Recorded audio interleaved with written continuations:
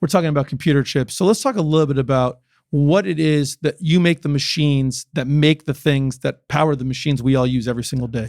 So basically, the machine that ASML produces is, in simplified terms, it's a big camera system, right?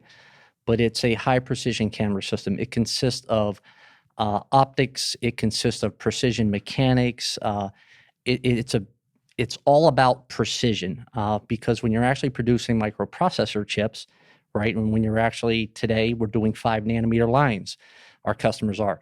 The precision that you have to have in every module, every optical component, everything that comes together with the software and the hardware in that machine is what makes that machine today. But what really not only makes the machine, but it's all the people of ASML. ASML is over 25,000 people worldwide. It is the combination of all the people inside of ASML that makes this technology happen.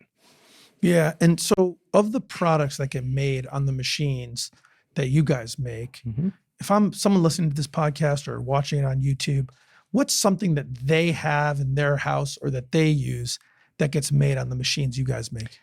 So people that have iPads, iPhones, Samsung phones, any of the technology that everybody has in their hands today, pretty sure that the chips have come off of ASML machines. I listen, I wanted to get that out there because I just think it's so cool that, you know, this stuff that we use every single day that we think of as Silicon Valley or South Korea or whatever, that a core part of that is made by machines that are designed and produced right here in Connecticut, which is Correct. pretty cool.